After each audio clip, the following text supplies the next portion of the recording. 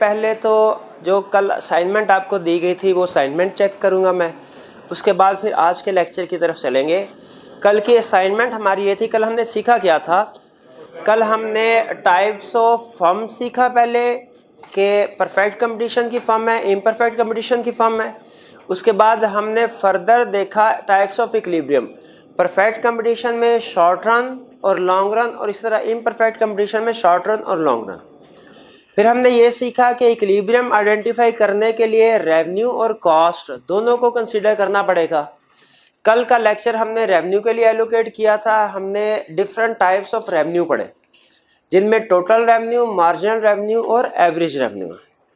हमने ये concept total revenue क्या है, मार्जिनल रेवेन्यू क्या है, एवरेज रेवेन्यू क्या है, ये टेबल्स के जरिए से भी समझे, कैलकुलेशन करके। हमने प्राइस और क्वांटिटी को रखा टेबल में, और उसके बाद टोटल रेवेन्यू भी कैलकुलेट किया, मार्जिनल रेवेन्यू भी कैलकुलेट किया, एवरेज रेवेन्यू, और फिर उसके बाद कर्व भी ड्रॉ किया। जो कर्व था वो परफेक्ट कंपटीशन के केस में हॉरिजॉन्टल लाइन थी। मार्जिनल रेवेन्यू, एवरेज रेवेन्यू एक ही चीज थे, एक ही लाइन बन रही थी।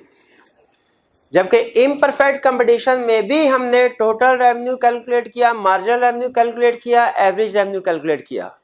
लेकिन जब इम्परफेक्ट कंपटीशन का रेवेन्यू कर्व ड्रॉ किए तो हमें पता चला कि इम्परफेक्ट कंपटीशन का रेवेन्यू कर्व डिफरेंट है परफेक्ट कंपटीशन के रेवेन्यू कर्व से। परफेक्ट कंपटीशन का रेवेन्यू कर्व हॉरिजॉन्टल लाइन थी, इम्परफेक्ट कंपटीशन का रेवेन्यू कर्व जो थे मार्जिनल रेवेन्यू, एवरेज रेवेन्यू, वो डाउनवर्ड लाइंस हैं।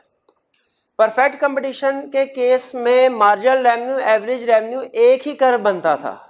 इम्परफेक्ट कंपटीशन के केस में marginal revenue, average revenue different curves हैं। और पहले कौन सा कर्व आता है? एवरेज रेवेन्यू, उसके बाद मार्जिनल रेवेन्यू। यानी मार्जिनल रेवेन्यू ज्यादा स्लोप उसका डाउनवर्ड है एवरेज रेवेन्यू की निस्बत। ये हमने कल कंसेप्ट स्टडी किए थे। एंड में मैंने आपको असाइनमेंट दी थी कि आपने टेबल की मदद से पहले परफेक्ट कंपटीशन के रेवेन्यू कर्व ड्रॉ करने हैं, फिर टेबल के बगैर परफेक्ट कंपटीशन के रेवेन्यू कर्व ड्रॉ करने हैं। दूसरे नंबर पे टेबल के साथ इम्परफेक्ट कंपटीशन का रेवेन्यू कर्व ड्रॉ करने हैं, और फिर टेबल के बगैर इम्परफेक्ट कंपटीशन के रेवेन्यू कर्व ड्रॉ करने हैं। यानी टोटल 4 डायग्राम आपसे रिक्वायर्ड थी। 2 डायग्राम में कर्व विद टेबल और 2 डायग्राम्स में कर्व विदाउट टेबल। ये अपने सामने रखिए असाइनमेंट, ताकि मैं इसको चेक कर लूँ। जी मेरे भाई, असाइनमेंट किधर है आपकी? दिखा, जल्दी दिखाते जाए। एक्सरसाइज भाई, टेबल किधर है? ये तो अभी बैठे बैठे आपने 1 मिनट में लाइनें लगा दी होंगी। और परफेक्ट कंपटीशन की डायग्राम किधर है? ये घर से करके नहीं आए, घर से करने वालों का ये नहीं होता असाइनमेंट। ये शाबाश, हाँ ये टेबल है हमारा, average revenue, marginal price, correct. और ये टेबल के बगैर आपने बना दिया। टेबल के बगैर प्रैक्टिस इसलिए करवा रहा हूँ कि आइंदा हमने जो डायग्राम ड्रॉ करनी है वो टेबल के बगैर करनी होगी। टेबल के साथ डायग्राम बनवाने का पर्पस यह है कि आप एक दफा मेंटली सेटिस्फाइड हो जाएं कि हाँ, अगर टेबल के साथ भी बनाए तो इसी तरह की डायग्राम बनेगी। जब एक दफा आप कॉन्फिडेंट हो जाते हैं कि हाँ सर ठीक पढ़ा रहे थे, इसी तरह डायग्राम बनती है टेबल के साथ, तो फिर आइंदा हम टेबल के बगैर डायग्राम बनाएंगे। जी, एग्जाम में अगर कहे हमें कर्व बना के बताओ, टेबल बनाएंगे कि नहीं बनाएंगे? देखेंगे रिक्वायरमेंट में क्या कह रहा है। अगर रिक्वायरमेंट में कह रहा है with the help of table, तो फिर with the help of table बताएंगे। अगर कह रहा है टेबल्स रिक्वायर्ड नहीं है, टेबल नहीं बताएंगे। आपने देखा होगा कुछ क्वेश्चन में वो कह देता है कि एक्सप्लेनेशन इज नॉट रिक्वायर्ड, कुछ क्वेश्चन में कहता है डायग्राम इज नॉट रिक्वायर्ड। ठीक है, तो हमने क्वेश्चन की इंस्ट्रक्शन के मुताबिक उसको सॉल्व करना है। और इम्परफेक्ट कंपटीशन की किधर है मेरे भाई? हाँ शाबाश, इम्परफेक्ट कंपटीशन में कैलकुलेशन आपने कर ली, ठीक है, गुड, एक्सीलेंट, बेहतरीन। एंड पे आपने नाम भी लिख दिए, परफेक्ट है, शाबाश। जी, आप में से भी कोई स्टूडेंट दिखाते मुझे, कोई स्टूडेंट दिखाते। Price is equal to average revenue is equal to marginal revenue. Labelling भी बिल्कुल ठीक की है, टेबल के साथ और टेबल के बगैर, शाबाश। यहाँ पे आपने कैलकुलेशन की,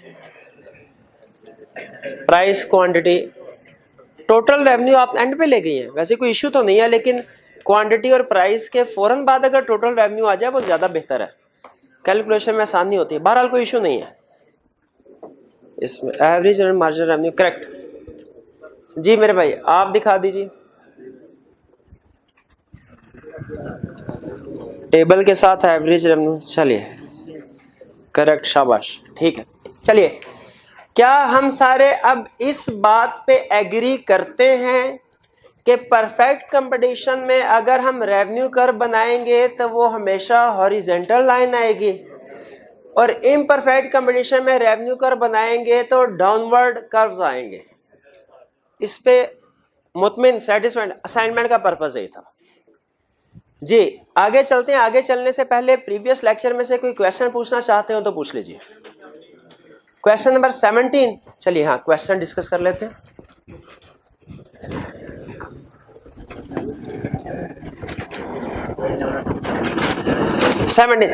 explain the relationship between average revenue and margin. AR और MR ये तो पता चल गया किसको कह रहा है। Average revenue and margin under monopoly. Monopoly को अंडरलाइन कर लीजिए, ठीक है।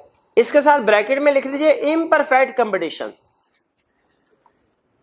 ठीक है। इम्परफेक्ट, जैसे मैंने कल आपको बताया था कि मार्केट में ज्यादातर दुकानें परफेक्ट कंपटीशन वाली होती हैं कि इम्परफेक्ट वाली?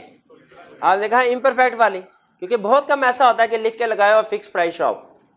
तो इम्परफेक्ट कंपटीशन की आगे बहुत सी टाइप्स हैं जो हमने अभी नहीं पढ़नी हमने, उनमें से एक मोनोपली भी है। तो फॉर द टाइम बिंग हम इसको मोनोपली नहीं पढ़ रहे बल्कि इम्परफेक्ट कंपटीशन पढ़ रहे हैं। तो बताइए रिलेशनशिप क्या है एवरेज रेवेन्यू मार्जिन रेवेन्यू का इम्परफेक्ट कंपटीशन में? फिर रिलेशनशिप ये है कि दोनों का स्लोप डाउनवर्ड होता है और मार्जिनल रेवेन्यू का स्लोप ज्यादा डाउनवर्ड होता है एवरेज रेवेन्यू की निस्बत, ठीक है, एवरेज रेवेन्यू की निस्बत। ये रिलेशनशिप है सिंपल। और अगर यही उसने हमसे पूछे कि परफेक्ट कंपटीशन में क्या रिलेशनशिप है, तो हम कहेंगे कि सेम है तीनों ये। लेकिन अगर 6 नंबर के साथ पूछ ले तो फिर जाहिर है हमें उसको टेबल और डायग्राम भी बना के देनी पड़ेगी, ठीक है। तो बना लेंगे टेबल, कोई मसला तो नहीं है। 1 2 3 4 5 5 5 5 और उसके आगे कैलकुलेशन कर दे, सारी छाप दे। और कोई क्वेश्चन? जी मैम। जी 72 में, हाँ 72 में वेरी लॉन्ग रन की डेफिनेशन है एक, ये अभी आपने नहीं करनी। एक्सोजिनस फैक्टर्स इसमें टर्म यूज हो रही है। मैं वेरी लॉन्ग रन अभी पढ़ा ही नहीं रहा आपको, इसके साथ लिख दे पेंडिंग। कभी कभार ऐसा होता है ना, चलते चलते किसी कंसेप्ट को मैं आपको पेंडिंग करवा देता हूं। आपको याद है चैप्टर 2 में एंड में कंसेप्ट था वो पेरिशेबल गुड्स वाला, वो पेंडिंग करवा दिया था। फिर चैप्टर 3 के बाद वापस आके करवाया भी था, ठीक है, क्योंकि उसमें इलास्टिसिटी का कंसेप्ट यूज हो रहा था, जो कि इलास्टिसिटी का टॉपिक पढ़े बगैर समझ में नहीं आना था। तो इसी तरह कुछ कंसेप्ट अगर ऐसे आते हैं फॉर द टाइम बिंग हम उन्हें पेंडिंग कर देंगे, बाद में कवर करेंगे, ठीक है, क्योंकि शायद इनको समझने के लिए जो कंसेप्ट चाहिए अभी हमने वो नहीं सीखा। तो इसके साथ भी लिख दे पेंडिंग, ठीक है, ताकि आपकी निशानदेही रहे कि ये कंसेप्ट अभी हमने नहीं किया। अगर मैं भूल भी जाता हूं आप मुझे हाईलाइट करवा सके चैप्टर एंड पे कि सर इस चैप्टर में भी ये कंसेप्ट रहता। जी और कोई क्वेश्चन? कोई क्वेश्चन नहीं? आज के लेक्चर की तरफ चलें। चल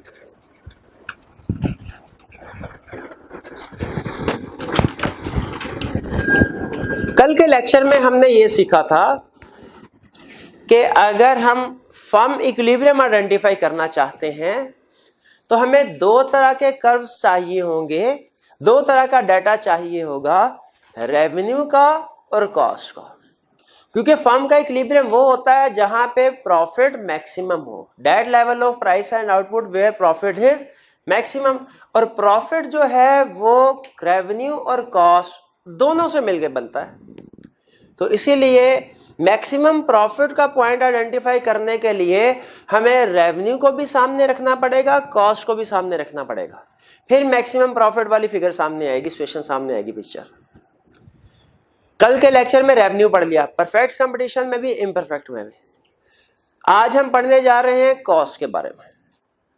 और कॉस्ट के बारे में पहली चीज ये जहन में रखिए कि चाहे परफेक्ट कंपटीशन हो चाहे इम्परफेक्ट कंपटीशन हो, दोनों सूरतों में कॉस्ट स्ट्रक्चर सेम रहेगा।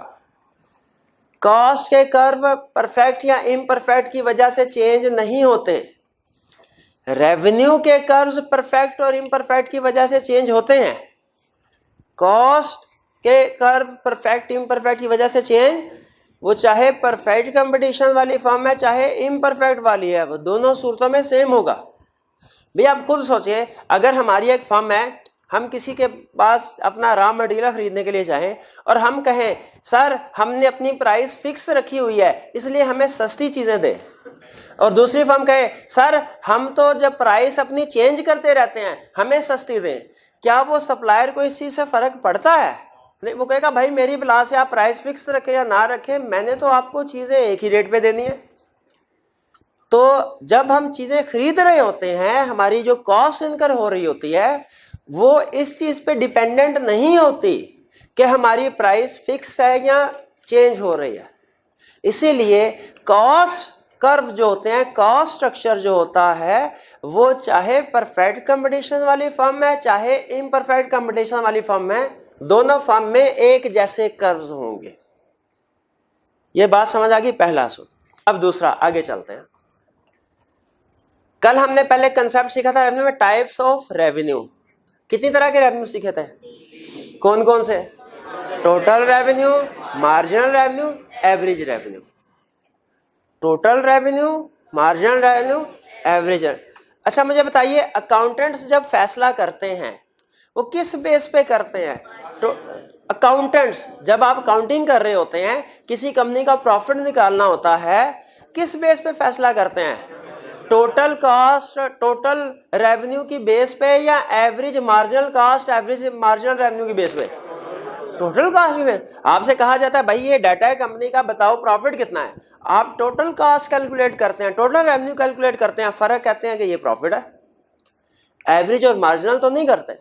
लेकिन याद रखिए, इकोनॉमिक्स में जब हमने डिसीजन मेकिंग करनी होती है, हमारे लिए अल्टीमेटली पहुंचते हम टोटल प्रॉफिट के ऊपर ही है, लेकिन डिसीजन मेकिंग के लिए हम एवरेज और मार्जिनल को कंसीडर करते हैं, डिसीजन मेकिंग के लिए टोटल को कंसीडर नहीं करते। यानी हम डिसीजन करेंगे एवरेज और मार्जिनल की बेस पे, इनडायरेक्टली टोटल प्रॉफिट ही बढ़ रहा होगा, लेकिन डिसीजन की बेसिस क्या होगी हमारी? एवरेज और मार्जिनल। इकोनॉमिस्ट याद रखें, इकोनॉमिस्ट के लिए टोटल की बजाय डिसीजन मेकिंग के लिए एवरेज रेवेन्यू और मार्जिनल रेवेन्यू ज्यादा अहम है। उसी तरह कॉस्ट में हम ये सीखेंगे कि इकोनॉमिस्ट के लिए डिसीजन मेकिंग करते हुए एवरेज कॉस्ट और मार्जिनल कॉस्ट ज्यादा अहम है टोटल कॉस्ट की निस्बत। अब ये क्यों ज्यादा अहम है, ये आगे सब्जेक्ट में चलेंगे फिर ही मैं आपको एक्सप्लेन करूंगा, फिलहाल रूल बता रहा हूं आपको। इसीलिए आपने देखा कल हमने टोटल रेवेन्यू कैलकुलेट किए, तो मैंने उसी पे बस नहीं कर दिया, आपको मार्जिनल रेवेन्यू और एवरेज रेवेन्यू भी कैलकुलेट करवाया, ठीक है। और फिर कर्व भी जो बनाए थे, किसके बनाए थे भला? टोटल रेवेन्यू का कर्व नहीं बनवाया था आपसे? क्योंकि मुझे पता है बाद में डिसीजन मेकिंग हमने इसकी बेस पे करने हैं, टोटल की बेस पे डिसीजन मेकिंग करनी होती तो आपसे टोटल के कर्व बनाते हैं।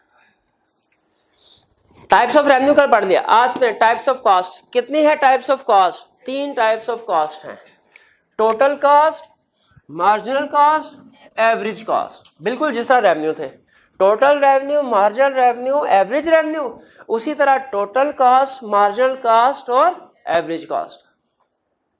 अब मुझे बताइए, इकोनॉमिस्ट के लिए इन तीनों में से कौन सी वाली कॉस्ट अहम होगी? मार्जिनल कॉस्ट और एवरेज कॉस्ट। तो अभी इनका एनालिसिस करते हैं।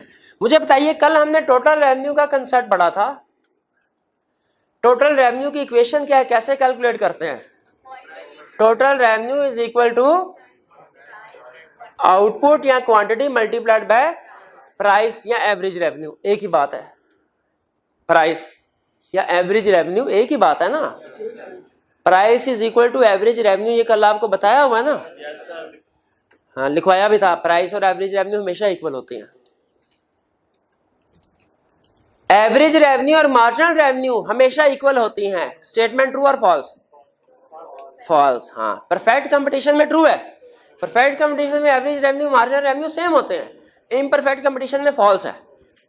इम्परफेक्ट कंपटीशन में average revenue margin revenue same नहीं होता है। तो टोटल रेवेन्यू का फार्मूला है total revenue is equal to average revenue यानी प्राइस मल्टीप्लाइड बाय आउटपुट।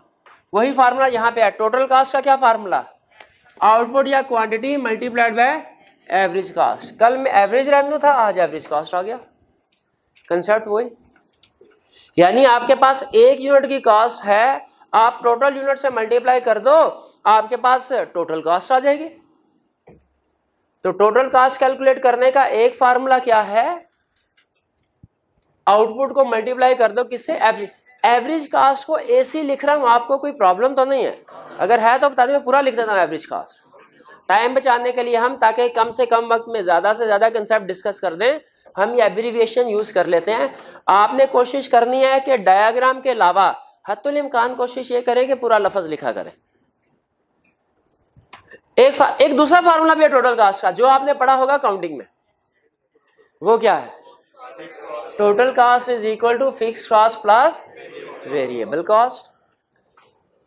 ठीक है। अच्छा, ये कंसेप्ट वैसे पता नहीं क्यों उन्होंने इकोनॉमिक्स में डाल दिया, हालांकि ये अकाउंटिंग का कंसेप्ट है। बहरहाल पढ़ लेते हैं। उन्होंने शायद इसलिए उन्होंने कहा कि कंफ्यूज ना हो जाए स्टूडेंट को। टोटल कास्ट इज, भाई इस फार्मूले से एग्री करते हैं, total cost is equal to fix cost plus.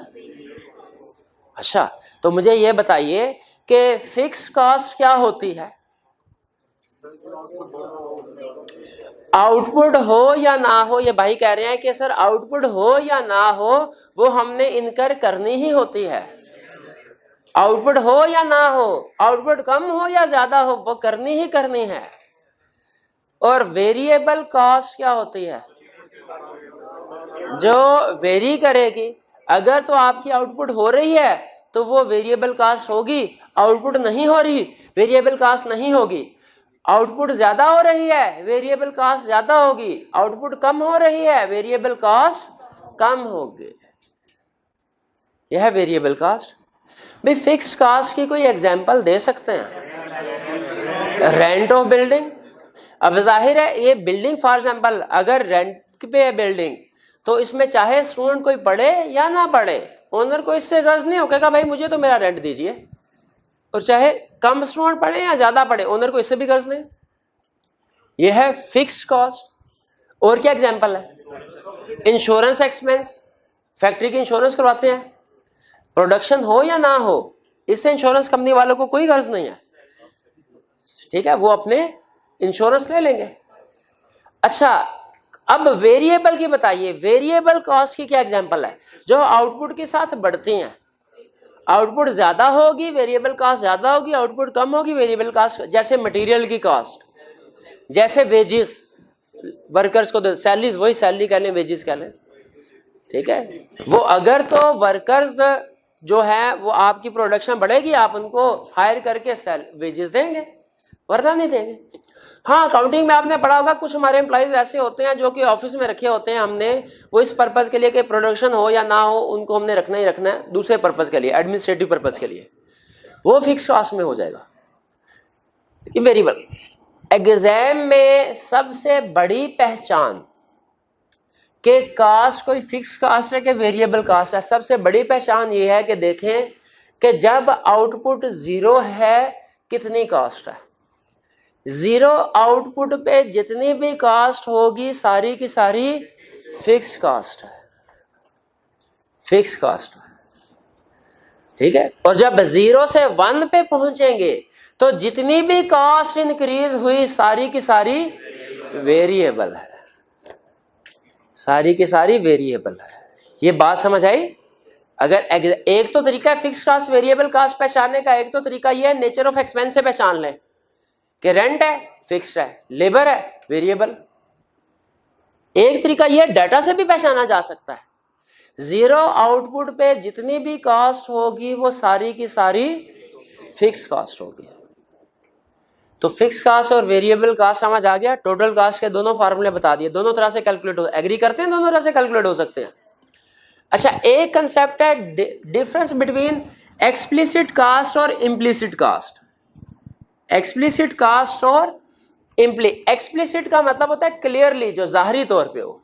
Implicit का मतलब जो छुपी हुई हो, कास्ट है लेकिन छुपी हुई है। सिमिलर कंसेप्ट मैंने आपको कुछ और अल्फाज में समझाया हुआ है। एक्सप्लिसिट कास्ट का मतलब ये है ऐसी कास्ट जो हमें हमारे हाथ से जाती हुई नजर आ रही हो। जैसे आप कोई भी चीज परचेज करते हैं जितना कैश पे करते हैं। इम्प्लिसिट कास्ट वो है जो हमें हाथ से जाती हुई नजर नहीं आती लेकिन हमारा खर्चा हुआ होता है। ठीक है, नहीं टैक्स भी हम पे करते हैं। अपॉर्चुनिटी कास्ट, शाबाश। अच्छा मुझे ये बताइए, अगर मैं हफीज सेंटर जाता हूं और हफीज सेंटर मैंने लैपटॉप खरीदना है, हफीज बाइक पे गया हफीज सेंटर और 60,000 बाइक है, 40,000 की खरीदी नई बाइक, और मैं हफीज सेंटर गया पार्क की और मैंने कहा चलो 20 रुपये बचाते हैं, मैंने कोई टिकट उसका नहीं लिया पार्किंग टिकट, और अंदर जाके 60,000 का लैपटॉप लिया, बाहर आया देखा बाइक गायब। अब मैं घर वापस आ गया, हमसाये ने मेरे से पूछा सर ये लैपटॉप कितने में आपको पड़ा? 1 लाख। मैं कहूँगा 1 लाख? 1 लाख कैसे? सुने 20 रुपये नहीं भैया, वापस आने में पेट्रोल का भी तो खर्चा लगना था, उसको नेट कर ले। 12 मेन कंसेप्ट के ऊपर आते हैं। इसमें से 60, वो कहेगा अच्छा सर दिखाएं, मैं कहूँगा ये 60,000 रसीद है जो मैंने दुकानदार को 60,000 अपने हाथ से दिया, मेरी जेब से आउटफ्लो हुआ और उसने मुझे रसीद दी, ये 60,000। ये क्या है? एक्सप्लिसिट का क्लियरली जो आउटफ्लो, जो मेरी जेब से निकल के पैसे कैश की शक्ल में दूसरे के पास गए, ये होता है एक्सप्लिसिट कास्ट। और इम्प्लिसिट कास्ट क्या है? जो मैंने कैश की शक्ल में पे नहीं किए लेकिन मेरा खर्चा जरूर हुआ। मेरी बाइक जो गुम 40,000 वो है, 40,000 जो है वो इम्प्लिसिट कास्ट है और 60,000 एक्सप्लिसिट कास्ट है। एक्सप्लिसिट कास्ट इम्प्लिसिट कास्ट में फर्क समझ आया? एक बंदा 10,000 रुपए की नौकरी पे लगा है, वो उस 10,000 की नौकरी को छोड़ के बिजनेस करता है और ये बिजनेस का रिजल्ट आपके सामने लिख रहा हूं। सेल्स उसने की 20,000 की और कॉस्ट जो उसके खर्चे हुए टोटल जो उसने पे किए, एक्सपेंसेस पेड, ये हुए 14,000 के, और उसने काउंटिंग पड़ी हुई है तो प्रॉफिट कैलकुलेट किया 6,000 का। बताइए क्या ये आप कैलकुलेशन को दुरुस्त मानते हैं? वो कहता भाई मुझे तो 6,000 का प्रॉफिट हुआ, बहुत अच्छी बात है, मैं ये आइंदा भी यही काम करता हूं। क्या अकाउंटिंग में तो ठीक है लेकिन इकोनॉमिक्स में भाई ठहर जाओ, आपने एक्सप्लिसिट कास्ट शामिल की है जो कैश आपने पे किया है, लेकिन इम्प्लिसिट कास्ट भी तो है। भाई इम्प्लिसिट कास्ट कौन सी है? वो जो आपकी अपॉर्चुनिटी कास्ट है, जो आप सैलरी छोड़ के गए। तो इम्प्लिसिट कास्ट भी इकोनॉमिक्स में इंक्लूड होनी चाहिए कि नहीं होनी चाहिए? बिल्कुल होनी। हम कहेंगे भाई इसको ऐसे कैलकुलेट करो, 10,000 वो भी डालो। अब देखो क्या रिजल्ट आया, नेट 6,000 का प्रॉफिट नहीं बल्कि 4,000 का लॉस है। आप फौरी तौर पे इस काम को छोड़ के नौकरी पे वापस जाएं। अब आप खुद बताएं कौन सा डिसीजन बेहतर है? कारोबार करता, बिजनेस वो करता रहेगा, गिवन के ये सारी सिचुएशन सेम रहती है। बिजनेस तो उसे 6,000 रुपया मंथली मिलता रहेगा, लेकिन अगर वो जॉब पे जाएगा तो उसे 10,000 रुपया मिलता रहेगा। इकोनॉमिक्स क्या कहती है, बेहतर क्या है? जॉब पे जाए। अकाउंटिंग क्या कहती है? इसलिए कहता है। अब आप खुद देख सकते हैं कि कौन सा एनालिसिस बेहतर है। खुद बताइए, क्या हमें एक्सप्लिसिट कास्ट इम्प्लिसिट कास्ट दोनों को शामिल करना चाहिए कि सिर्फ एक्सप्लिसिट कास्ट को? तो डिसीजन मेकिंग करने के लिए याद रखें, एक्सप्लिसिट कास्ट इम्प्लिसिट कास्ट दोनों को इकोनॉमिक्स में हम कंसीडर करते हैं। क्लियर हो गया फर्क एक्सप्लिसिट और इम्प्लिसिट में? आगे चलते हैं। फिर उसने कहा ये कर्व मैं आपको बना के दिखाता हूं। किसका कर्व? फिक्स कास्ट का और वेरिएबल कास्ट का। फिक्स कास्ट का और वेरिएबल का। आपने कभी फिक्स कास्ट और वेरिएबल कास्ट का कर्व बनाया है? कितने सोर्स से फिक्स कास्ट वेरिएबल कास्ट का कर्व कभी बनाया है? चलिए, किस जगह पे बनाया था, किस टॉपिक में? क्यों में बनाया था? शाबाश। देखिए फिक्स कास्ट क्या सही कर्व बना है? फिक्स कास्ट का कर्व जरा गौर से देख के बताइए क्या ये सही बना है? देखें ये लेवल ऑफ आउटपुट के साथ वेरी नहीं कर रहा, लेवल ऑफ आउटपुट के साथ वेरी, आउटपुट 0 है फिर भी फिक्स कॉस्ट वही है, आउटपुट इंक्रीज हो रही है फिर भी फिक्स कॉस्ट, एग्री करते हैं फिक्स कॉस्ट का कर्व सही बना है। इसके साथ टिक लगा दूं कि आपने मुझे ओके कर दिया कि सही। चलिए अब आते हैं वेरिएबल कॉस्ट की तरफ। वेरिएबल कॉस्ट का कर्व है ये, देखें जब प्रोडक्शन 0 है वेरिएबल कॉस्ट कितनी है 0, और जब प्रोडक्शन इंक्रीज हो रही है वेरिएबल कॉस्ट भी इंक्रीज हो रही है। जब प्रोडक्शन 0 है वेरिएबल कॉस्ट भी, प्रोडक्शन आउटपुट इंक्रीज हो रही है वेरिएबल कॉस्ट भी इंक्रीज। देखिए इंक्रीज हो रही है, डिक्रीज तो नहीं हो रही भाई, डाउनवर्ड तो नहीं आ रही, ऊपर ही जा रही है ना। अब आपके जहन में फौरन एक क्वेश्चन आए, देखिए टोटल कास्ट से आने की जरूरत है, वो तो फिक्स और वेरिएबल दोनों का डिफरेंस है, और चूंकि टोटल कास्ट में, गौर से सुनेगा, टोटल कास्ट में जो भी चेंज आता है वेरिएबल कास्ट की वजह से आता है, टोटल कास्ट में जो भी चेंज आता है वेरिएबल कास्ट की वजह से आता है, इसलिए टोटल कास्ट के कर्व की शेप भी वही है जो वेरिएबल कास्ट के वर्क की। बात समझ आ रही है आपको? तो असल में तो टोटल कास्ट यूं ही ड्रॉ किया है, कंसेप्ट तो समझाना है फिक्स कास्ट और वेरिएबल कास्ट का।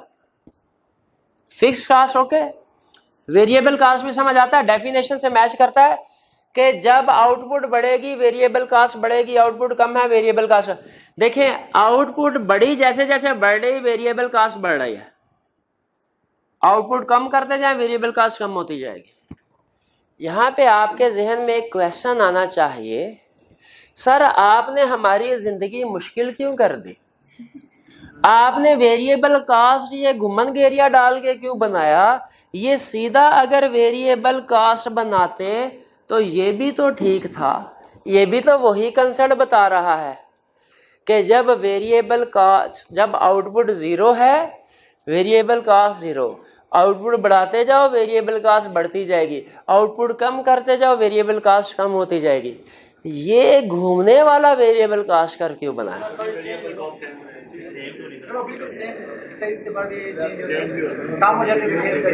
इसका आंसर मैं अभी नहीं दे रहा आपको, इसका आंसर थोड़ी देर के बाद दूंगा, लेकिन आपके जहन में अकाउंटिंग में आपका जो भी कर्व बनाएगा ना वेरिएबल कास्ट का, वो हमेशा यही कर्व बनाएगा, सीधी लाइन।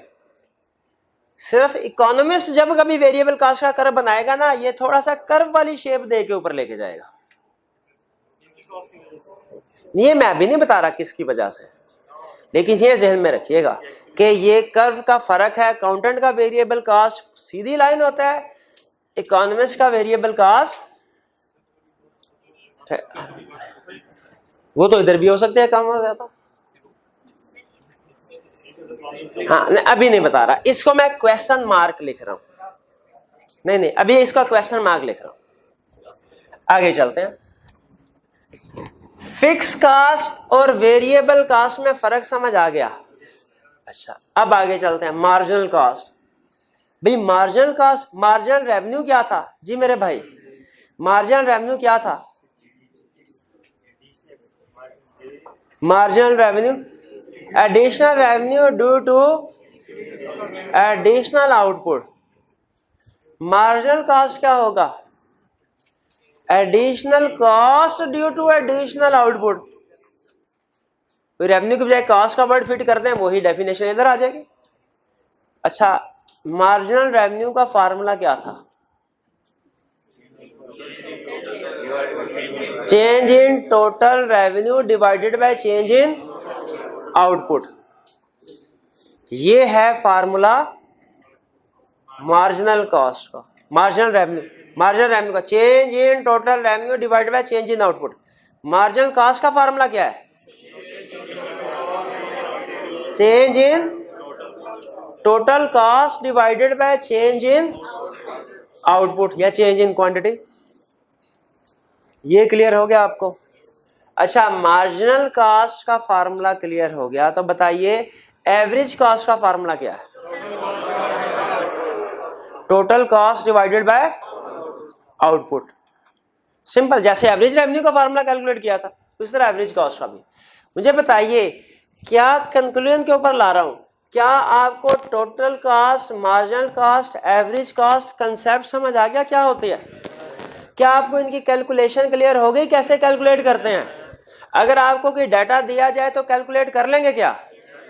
आ जाइए, ये आपके सामने टेबल है, इसमें पहला कॉलम है आउटपुट का, क्वांटिटी का।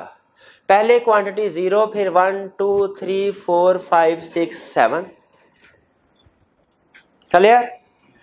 फिर है फिक्स कॉस्ट, 0 पे कितनी, 1 पे कितनी, 2 पे कितनी, 3 पे, 4 5। भाई ये चेंज क्यों नहीं हो रही?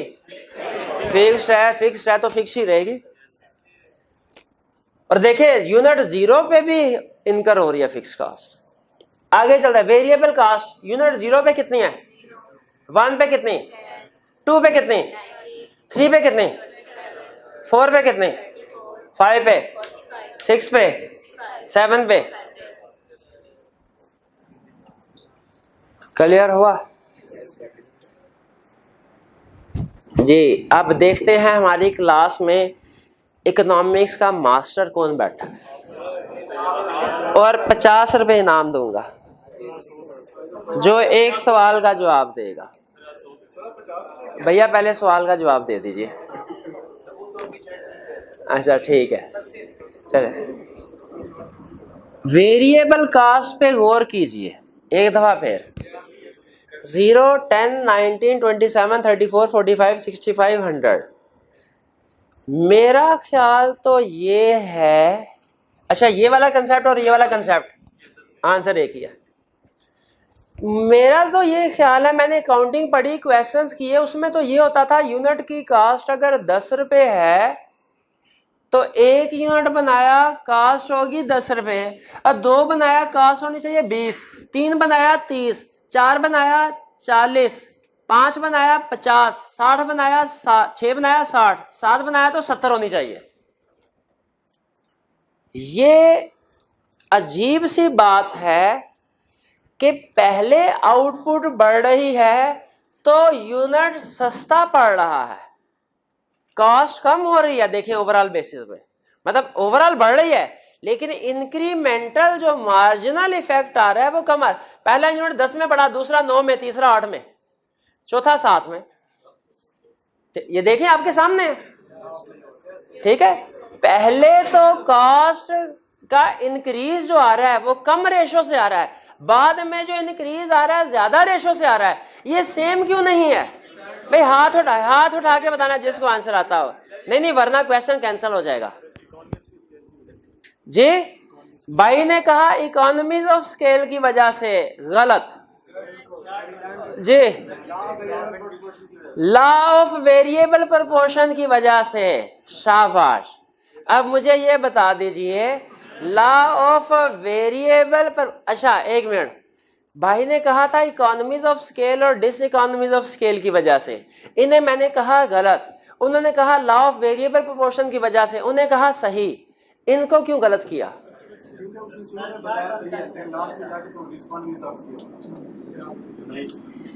ये आपने सही जवाब दिया था। दिल कर रहा है 50 रुपए आपको दूं ना आप। बहरहाल कोई बात जे। हाँ भैया आपने शाबाश लॉन्ग रन का आंसर दिया। ये ले भैया 50 रुपए तुम्हारे भी बनते हैं, शाबाश। ये उनको भी दीजिए, ये उनको भी दीजिए। सुन लें भैया, उन्होंने जवाब दिया। ये कंसेप्ट मेरे भाई देखो, फिक्स कास्ट और वेरिएबल कास्ट है तो इकोनॉमीज ऑफ स्केल और डिस इकोनॉमीज ऑफ स्केल का जो कंसेप्ट है वो शॉर्ट रन का है कि लॉन्ग रन का? तो ये शॉर्ट रन है कि लॉन्ग रन है? Short run. कैसे पता चला शॉर्ट रन है? फिक्स कास्ट भी है, इसीलिए इसमें economies of scale, diseconomies of scale reason नहीं है, बल्कि क्या रीजन है? Law of variable proportion. चलिए, आपने लॉ ऑफ वेरिएबल प्रोपोर्शन कहा, बिल्कुल ठीक। लॉ ऑफ वेरिएबल प्रोपोर्शन के दो फेजेस हैं, law of increasing return, law of decreasing return. बता सकते हैं कहाँ? वैसे अगर मार्जिनल वाला कॉलम फिल कर देना तो फिर तो आप आसानी से बता सकते हैं, लेकिन मैं मार्जिनल के बगैर वैल्यूएशन कराना चाह रहा हूं। आप बता सकते हैं कि 0 से लेके 5 तक, 0 से लेके 34 तक, यहां तक कौन सा लॉ काम कर रहा है? Law of increasing return. और यहां से लेके यहां तक कौन सा लॉ काम कर रहा है? Law of decreasing return. Law of decreasing return, ये इंक्रीजिंग रिटर्न है और ये डिक्रीजिंग। अब जरा इसको वेरीफाई करते हैं। Fix cost 10, variable cost 0, total cost कितनी हुई? इसका मतलब हुआ 0 आउटपुट पे जितनी भी कॉस्ट होगी सारी की सारी फिक्स कॉस्ट होगी। 1 आउटपुट पे फिक्स 10, वेरिएबल 10, टोटल कितना हुआ? 2 पे, 3 पे, 4 पे। समझ आ रहा है? Total cost is equal to fix cost plus variable cost. 5 पे, 6 पे, 7 पे। कोई कंफ्यूजन? कोई कंफ्यूजन नहीं है। अब मार्जिनल कॉस्ट कैलकुलेट कर लें। इससे पहले तो 0 होगी, ठीक है। मार्जिनल कॉस्ट चले 0 है तो इधर 0 भी चाहे लिख दे, कोई मसला नहीं है। पहले यूनिट में मार्जिनल कॉस्ट कितने? 10। Change in total cost divide by change in output. Change in output चूंकि एक ही होता है तो डिवाइडेड बाय 1 हमेशा वही आंसर आएगा। 10 दूसरे पे, 9 तीसरे पे, 11, 20, 35। अब देखें, मार्जिनल कास्ट पहले डिक्रीज हो रही है यहां से लेके यहां तक, और फिर इसके बाद यहां से लेके यहां तक इंक्रीज। तो देखें, हमारा जो इंक्रीजिंग रिटर्न और डिक्रीजिंग रिटर्न वाला कंसेप्ट था यहां पे मैच हो रहा है कि नहीं हो रहा? ठीक है। और यही वजह है वेरिएबल कॉस्ट के स्ट्रेट लाइन ना होने की। अगर तो हमेशा वेरिएबल कॉस्ट ऐसे चलती ना, 1 पे 10, 2 पे 20, 3 पे 30, 4 पे 40, 5 पे 50, 6 पे 60, 7 पे 70, तो ये स्ट्रेट लाइन ही आती। लेकिन आपको पता है लॉ ऑफ इंक्रीजिंग रिटर्न और डिक्रीजिंग रिटर्न की वजह से जो मार्जिनल कॉस्ट में चेंज होता है वो सेम नहीं होता। पहले डिक्रीज हो रहा होता है, बाद में इंक्रीज हो रहा होता है। ये मार्जिनल कॉस्ट डिक्रीज हो रही है किसकी वजह से? इंक्रीजिंग रिटर्न की वजह से। मार्जिनल कॉस्ट इंक्रीज हो रही है किसकी वजह से? की वजह से। इसीलिए चूंकि चेंज सेम एक जैसा नहीं है, वेरिएबल कॉस्ट की लाइन भी स्ट्रेट नहीं है। तो आइंदा जब कभी आपने वेरिएबल कॉस्ट की लाइन ड्रॉ करनी है इकोनॉमिक्स में, कैसी करनी है? ये कर्व वाली शेप देके, ठीक है। स्ट्रेट लाइन ड्रॉ नहीं करनी, वरना इसका मतलब है फिर आपको इकोनॉमिक्स का जो अहम लॉ था वो नहीं पता कि लॉ ऑफ इंक्रीजिंग रिटर्न क्या है, डिक्रीजिंग रिटर्न क्या है। क्लियर होगी ये बात? अब देखिए आगे चलते हैं। एवरेज कॉस्ट क्या है? एवरेज कॉस्ट का फार्मूला क्या था? डिवाइडेड बाय, ये तो 10 डिवाइडेड बाय 0, 0 ही कर लो, वरना मैथ में तो शायद इन्फिनिटी का आंसर आता होगा। पहले total cost, average cost 20 divide by 1, 20। अब कैलकुलेटर की जरूरत पड़ेगी जरा, कैलकुलेटर। अच्छा, सिर्फ एक स्टूडेंट बताए, जब सारे बताते हैं कुछ समझ नहीं आती कि क्या हो रहा है। जी मेरे भाई, आपके पास कैलकुलेटर है? कैलकुलेटर है आपके पास? मोबाइल पे? आपको एक मजे की बात बताऊं, एक दिन मैं गया नाई के पास और मैंने कहा मेरे बाल काट दो। उसने देखो वाले नहीं, तो बाल काट दो। उसने मुझे बिठाया और 2-3 दफा उसने कैंची मारी, मेरे जो है बाल खींचे जाए, मुझे बड़ी दर्द हुई। और मैंने कहा भाई ये क्या कर रहे हो, बाल काट रहे हो, मुझे दर्द। कहता है सॉरी सर जी, आज मेरे पास वो कैंची नहीं है जिसमें मैं प्रैक्टिस किया करता हूँ, ये मैंने किसी दूसरे की कैंची जो है उससे बाल काट रहा हूँ। तो मैंने कहा अच्छा, इसका मतलब है आप लोगों का जो आपके जो भी टूल्स होते हैं उन पे हाथ होता है? कहता है बिल्कुल सर, अगर मेरी कैंची होती ना तो आपको पता भी ना चला, 5 मिनट में सारे बाल जो है वो सेट कर देता आपके। तो उसी तरह जिस तरह उसके पास टूल्स होते हैं ना, ये हम अकाउंटेंट है, हमारे पास भी कुछ टूल्स होते हैं। वो क्या है? हमारा सबसे बड़ा टूल कैलकुलेटर। और हाँ, अब करते हैं क्या, मैं बताता हूँ, अभी बताता हूँ भैया, लिंक करता हूँ, ठहर जाए। सारे सेशन में प्रैक्टिस करते रहते हैं मोबाइल पे। आप एग्जाम में जब कैलकुलेटर लेके जाते हो तो मोबाइल लाउड नहीं, कैलकुलेटर लेके जाते हैं ना, आपका हाथ ही नहीं उधर चलता। उधर देखना, मोबाइल में तो इधर 3 था, अब हाथ ऑटोमेटिकली सेट हुआ होता है उधर 3 पे। हो सकता है कैलकुलेटर में उधर 2। ठीक है, तो इसीलिए नहीं भाई, फॉर्मेट डिफरेंट होता है। हर लैपटॉप का भी फॉर्मेट दूसरे लैपटॉप से फिजिकल लेआउट डिफरेंट होता है। इसीलिए भैया ये आप थोड़ा सा कष्ट उठा लें, स्टार्ट ऑफ द सेशन ही एक कैलकुलेटर ले लें और उसी कैलकुलेटर पे प्रैक्टिस किया करें। एग्जाम में आप फ्रस्ट्रेशन से बचेंगे।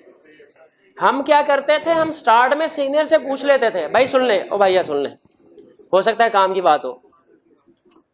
हम स्टार्ट में सीनियर से पूछ लेते थे फाइनल लेवल के, सर वो कौन सा कैलकुलेटर है जो AFC से लेके MSA लेवल तक चलेगा। वो हमें कैलकुलेटर बता देते थे 3-4, हम उनमें से जो अच्छा लगता था वो खरीद लेते थे और फिर पूरे throughout the CA career वही कैलकुलेटर इस्तेमाल करते थे। देखने में छोटी सी बात आपको लगेगी, लेकिन प्रैक्टिस इतनी हो जाती थी, वो धड़ कैलकुलेशन हो रही होती। आपके पुराने बाबे देखे ना जो कैलकुलेटर पे काम करते हैं, आप तो एक एक उंगली से करते हैं ना, वो बाज़ का 2-3 उंगलियों से इकट्ठा काम कर रहे होते हैं, इतनी प्रैक्टिस हो जाती है। तो भैया पहली फुर्सत में जाके एक कैलकुलेटर अच्छा सा ले लीजिए।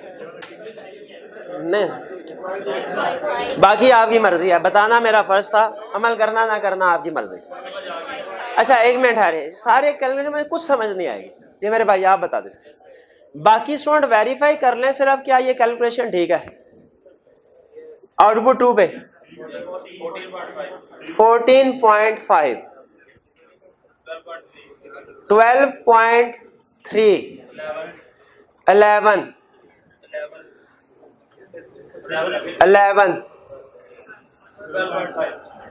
12.5, 15.7। ये क्लियर हो गए। अब नेक्स्ट स्टेप क्या है हमारा, डायग्राम बनानी है। डायग्राम में हमने एक्स एक्सिस पे क्या लिखना है, क्वांटिटी या आउटपुट। वाई एक्सिस पे क्या लिखना है, अच्छा कौन सी कास्ट, मार्जिनल का। टोटल कास्ट आपको पता है डिसीजन मेकिंग के लिए हम यूज नहीं करते, हम इकोनॉमिस्ट है, अकाउंटेंट थोड़ा ही है। तो यहां पे आएगा एवरेज कॉस्ट एंड टाइम बचाने के लिए AC/MC लिख दूं, चलेगा। आपने पूरा लिखना है average cost and marginal cost. अब देखिए, असूली तौर पे तो मुझे सिखाना चाहिए अब आपको यहाँ पे नंबरिंग करके, आउट 0, 1, 2, 3, 4, 5, 6, 7, और यहाँ पे कॉस्ट 10, 20, 30, 40, 50, 60, नहीं 40 तक नहीं जाएगी। टोटल कास्ट तो बनाना ही नहीं है मेरे भाई हमने, हाँ सिर्फ मार्जिनल कास्ट, एवरेज कास्ट 0 से लेके 40 तक जाएगा, मैक्सिमम 40 तक। तो यहाँ पे आप 0, उसके बाद 5 के इंटरवल से भी बना सकते हैं, 10 के इंटरवल से भी बना सकते हैं। आपने नोट नहीं किया शायद, मैंने कहा था आप 5 के इंटरवल से भी बना सकते हैं, 10 के। मैं नहीं बना रहा भाई, मैंने पहले ही बड़ी दफा बना लिया हूं मैं, ठीक है। हाँ तो ये आपकी होम, लेकिन आपको मैं एक जादू दिखाता हूं कि मैंने हालांकि नंबरिंग नहीं की, लेकिन जो आपके कर्व की शेप आएगी आपको अभी ना बता दूं, अभी आपने 0 को शामिल ना कीजिएगा, 0 वाला कर्व ना खींचिएगा, 1 से शुरू कीजिए, वरना इन्फिनिटी ढूंढते रहेंगे आप। 1 से शुरू करना है आपने। जो आपके कर्व आएंगे ना, पहले कौन सा बताऊं, मार्जिनल कॉस्ट का कि एवरेज। चले आप इतना जोर दे रहे हैं तो पहले एवरेज कॉस्ट का ही बना लेते हैं,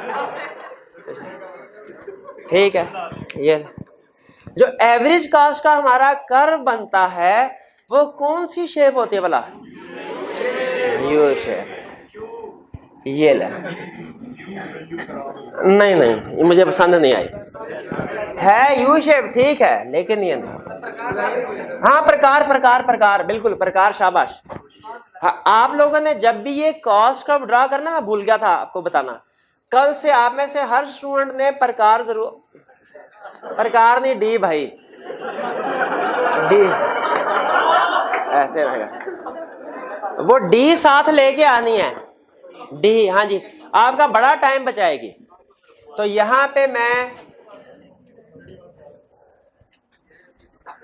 ठीक है, हाँ तकरीबन ठीक है। Average cost curve, average cost curve.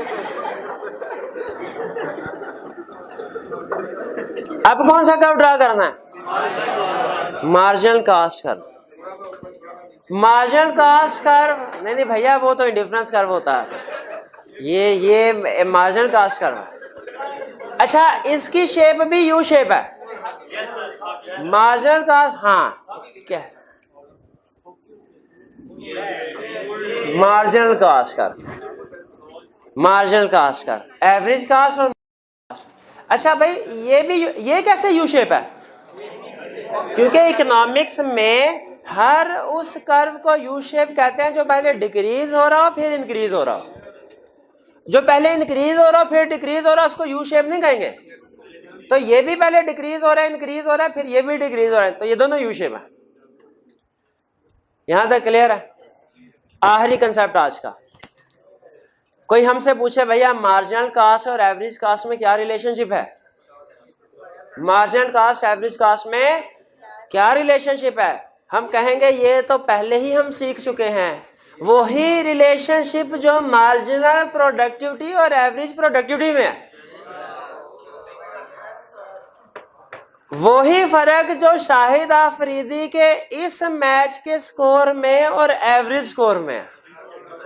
इस मैच का स्कोर एवरेज स्कोर से ज्यादा है, मार्जिनल स्कोर ज्यादा है, एवरेज स्कोर क्या होगा? मार्जिनल स्कोर कम है, एवरेज स्कोर क्या होगा? मार्जिनल स्कोर और एवरेज स्कोर इक्वल है, दोनों क्या होंगे? इक्वल होंगे। मार्जिनल प्रोडक्टिविटी वाला कंसेप्ट पढ़ा था चैप्टर 4 में। मार्जिनल प्रोडक्टिविटी एवरेज प्रोडक्टिविटी से ज्यादा है, एवरेज प्रोडक्टिविटी क्या होगी?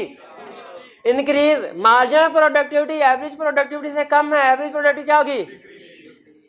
और जहां पे दोनों इक्वल हैं वहां पे इक्वल होंगे। यही सुन लें, गौर से सुनिए। जब मार्जिनल कॉस्ट एवरेज कॉस्ट से कम है, जब मार्जिनल कॉस्ट एवरेज कॉस्ट से कम है, एवरेज कॉस्ट क्या हो रही है? जब मार्जिनल कॉस्ट एवरेज कॉस्ट से ज्यादा है, एवरेज कॉस्ट क्या हो रही है? इंक्रीज। जब मार्जिनल कॉस्ट एवरेज कॉस्ट से कम है, एवरेज कॉस्ट क्या हो रही है? डिक्रीज। और जब मार्जिनल कॉस्ट और एवरेज कॉस्ट दोनों इक्वल हैं तो दोनों इक्वल। और ये सुन, इक्वल, हाँ, या यूं कह ले, जहां पे मार्जिनल कॉस्ट एवरेज कॉस्ट को कट करती है वो एवरेज कॉस्ट का मिनिमम है, ऐसे कह ले, ऐसे कह ले। चले तो फिर मुझे बताइए, अगर कोई हमसे पूछे मार्जिनल कॉस्ट एवरेज कॉस्ट का रिलेशनशिप क्या है, हम क्या कहेंगे? जब मार्जिनल कॉस्ट एवरेज कॉस्ट से ज्यादा है, एवरेज कॉस्ट क्या हो रही है? इंक्रीज हो रही है। जब मार्जिनल कॉस्ट एवरेज कॉस्ट से कम है, एवरेज कॉस्ट क्या हो रही है? डिक्रीज हो रही है। और जब marginal cost average cost equal है तो मार्जिनल कॉस्ट एवरेज कॉस्ट को मिनिमम पे कट कर रही है। ये एवरेज कॉस्ट का मिनिमम है। इससे आगे चलेंगे तो मार्जिनल कॉस्ट ज्यादा होगी, एवरेज कॉस्ट बढ़ती जाएगी। इस पॉइंट से पीछे चलेंगे, मार्जिनल कॉस्ट कम होगी, एवरेज कॉस्ट कम होगी, डिक्रीज हो रही होगी। इस पॉइंट पे marginal cost average cost equal है और ये एवरेज कॉस्ट का मिनिमम पॉइंट है। कुछ समझ आई आपको? आज आपने घर जाके क्या करना भला? टेस्ट की तैयारी तो करनी है। सिलेबस क्या था? चैप्टर 4 पूरा। लेकिन सुन लीजिए, आज घर जाके इस टेबल की मदद से एक दफा डायग्राम बनानी है और एक दफा बगैर टेबल के 2 डायग्राम बनानी। ज्यादा काम नहीं दे रहा, सिर्फ 2 काम दे रहा हूं। ये आधे घंटे क्या 15 मिनट में कंप्लीट हो जाएगा। आज का लेक्चर खत्म यहाँ।